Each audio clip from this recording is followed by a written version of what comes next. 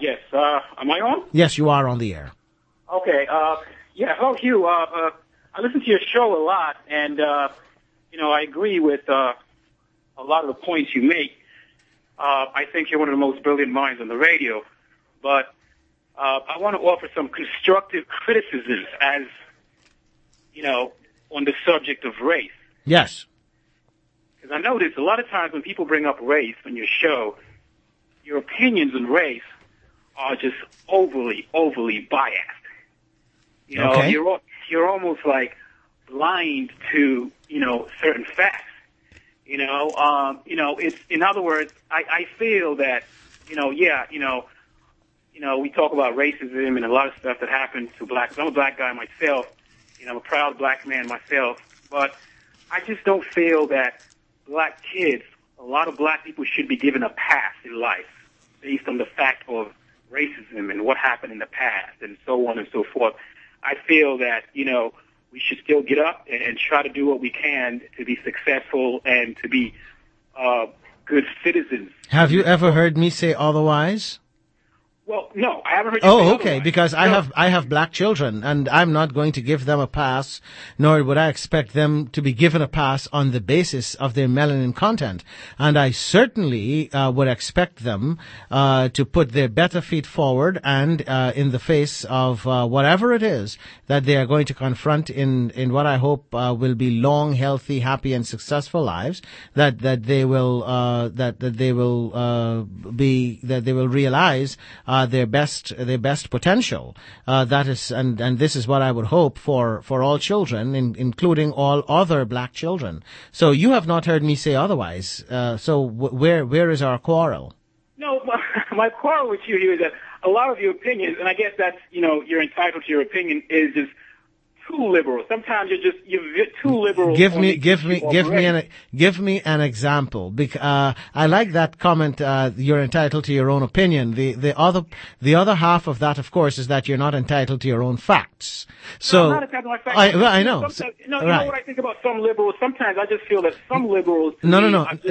Let's back up a bit. Give me an example of an area in which. Give me an example of something I said or a position that I took that you believe is being unnecessary, is being excessively deferential to race as a factor in an equation where all other factors are equal. Go ahead.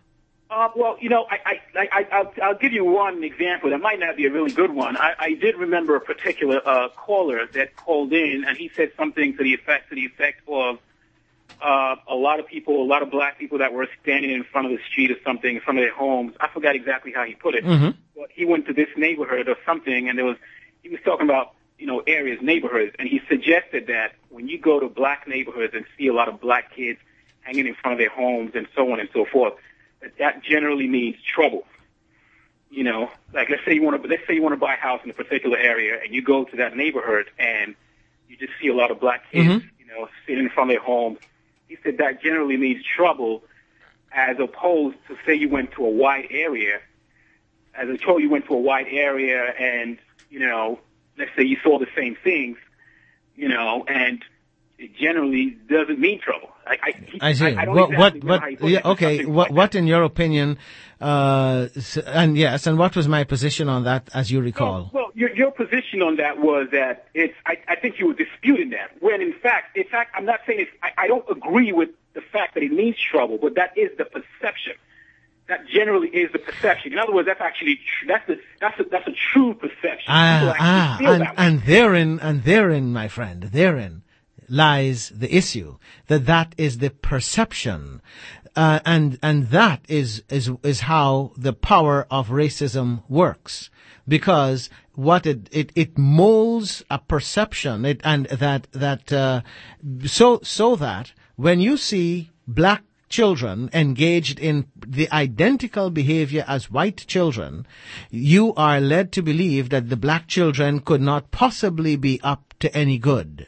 But you are prepared to give the white children the benefit of the doubt. Now, why would you make that distinction in your mind? What are the forces that would cause you to do so?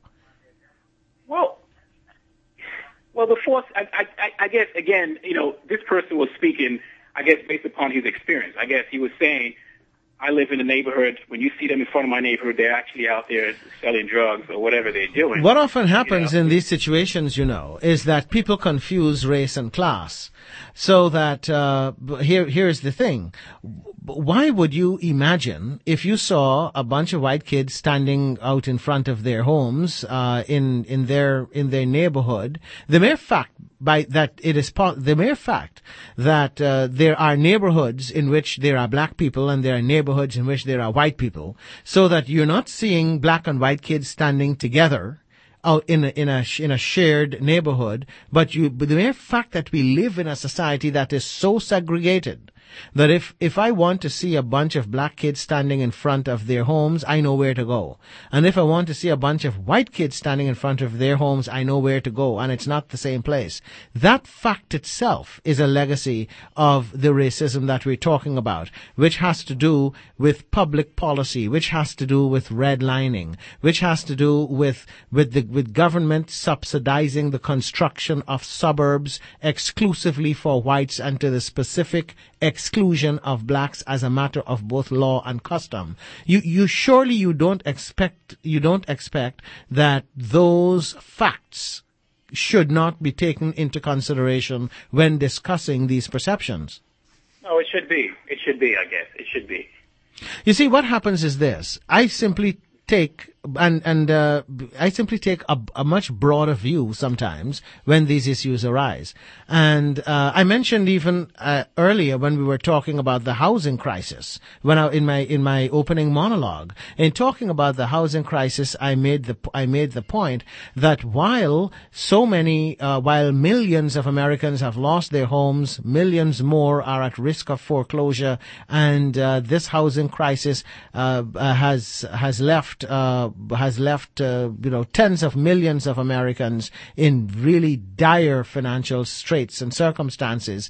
Nevertheless, I also pointed out that communities of color, and in particular African American communities, have been disproportionately adversely affected by this crisis, and that this mortgage crisis has resulted in the largest net transfer of wealth from the black community in American history. Now, why would I, in other words, that this crisis is itself not race neutral, that there is nothing race neutral about these stories when we're discussing them. Now, to some people, might be going out of my way to introduce or to inject race as a factor in what is purely an economic discussion. And people who feel that way are people who either are uncomfortable with the fact or simply do not have or bring the breadth of understanding to the analysis that enables them to understand that, to recognize that because of the history of race in this country, the consequences of whatever happens now, even when it is not racially motivated, the consequences are racially disparate. You see, so that nobody set out in this mortgage crisis to say, let us take away more money from black people than from white people. Nobody said that.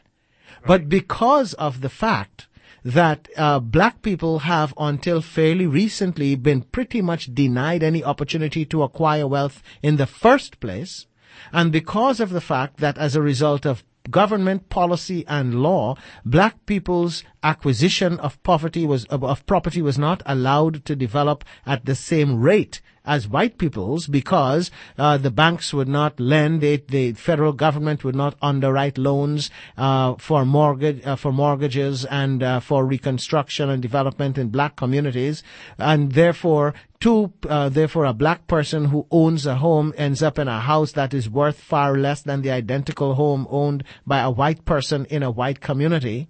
Because of that history, when black people lose their homes, when a black person is forced into foreclosure, the impact on the black community is so much greater than is the equivalent impact in the white community when a white person loses his or her home. which doesn't make it less painful to the white people. They're all victims, but the impact is racially disparate because of the history in which black neighborhoods were disproportionately targeted in the first place for the selling of these predatory loans and subprime mortgages, where studies have been done that show that where blacks and whites with the same credit rating, the same level of income, the same level of education, the same family size, apply for mortgages, that blacks are more likely to be steered toward a subprime mortgage than whites. So that blacks end up paying more. In other words, the poor pay more. And when you're the black poor, you pay more twice. So that is what I do when I expand the discussion in this way.